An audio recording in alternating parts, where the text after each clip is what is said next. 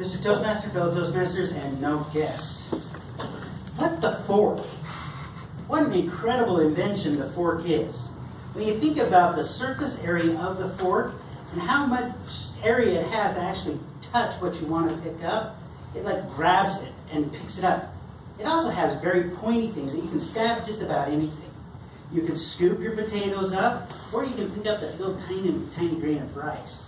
You can also even swirl your noodles up into a ball and eat it. It's universal, it's easy to use. Little babies use this. But what is this? What are these things? And how can anybody use these two sticks to eat?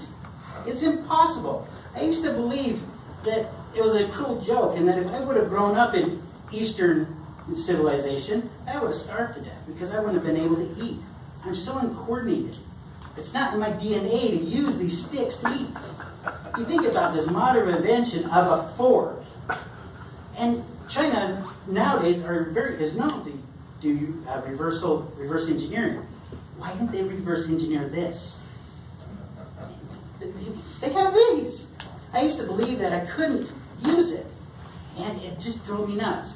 Also drove me nuts when I was in a food court and I'd see obviously an American person, grew up in America, sitting there eating what he thought was Chinese food. It's actually an American version of Chinese food.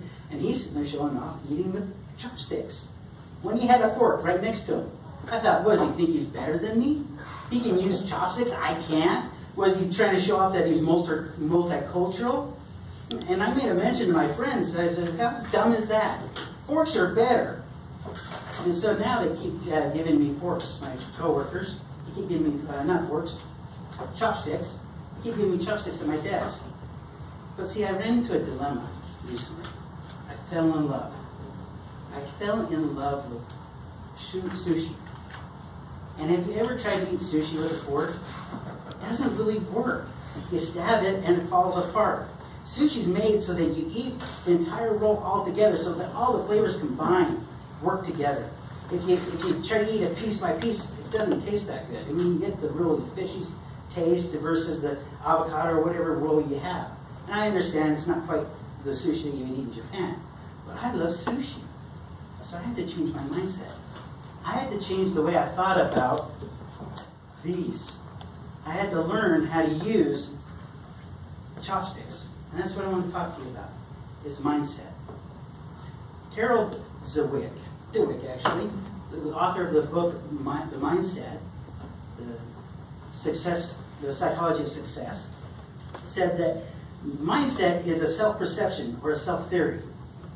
A mindset is a belief of how we see our world and how we work around our world and what we do with that.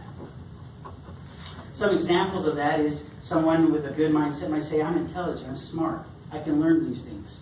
Someone might say, I'm a good speaker, or I'm a bad parent. And that's all about mindset. Whatever mindset we choose will determine our life. And there's two types of mindset. See, my mindset was a fixed mindset on chopsticks. I thought I would have to be born in that area of the world to be able to learn how to use these. But that wasn't so. Carol Dweck also said, somebody with a fixed mindset believes that they're born with innate or special, or not special, but the talents they were born with is all they have. There's nothing that they can learn. And so people with a fixed mindset try to avoid going out of their comfort zone to expand their horizon because they didn't want to look foolish or they didn't want to fail. They wanted or look dumb. And I always thought I'd look dumb trying to eat chopsticks. And I did for the first time. A person with a fixed mindset would believe that they don't want to try anything new because they don't want to fail. A person with a fixed mindset always does stuff that they know and they know that they're good at to keep their confidence up. They also don't try new foods, they don't try new things, and they don't try to go to new places. They stick in their little area. A person with a mindset also thinks that the passion and the purpose is deep down within, and that they have to try to discover what that is. They also believe in relationships that it should come easy. That if a relationship's hard, it wasn't meant to be. They believe that failures define them, and that if they failed, then it was a waste of time. Now, the opposite of that is a growth mindset. Growth mindset is what Carol Dweck says is the person believes that they have a basic set of talents and skills, but that's only a starting point of where they go. That they can actually learn to do more and excel in it. With time and with experience, they can be experts. A growth mindset is somebody who's willing to try new things. They see their failures or their flaws as actually a to-do list to improve. They also they build up their confidence by trying those new things, and even if they fail, it's okay because they know they've learned something new. Also, they commit to mastering valuable skills regardless how hard it is. We are all here at Toastmasters to improve our speaking skills, and that is a sign of growth mindset. Growth mindset sees that failures are temporary setbacks, and they don't define them. And they encourage and they learn from their failures.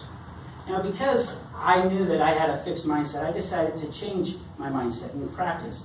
While at my desk talking on the phone at a conference call, I would go around and I'd try to pick up papers and things and improve. Now, I can get most of the sushi roll in my mouth before it falls. I still have ways to go and learn. I definitely cannot catch a fly like Danielson. But over time, I will get better using these chopsticks. To close, if we change our mindset to a growth mindset, and we keep failures and prejudices away from us, and we won't be afraid to try new things, and we'll grow. Thank you very much.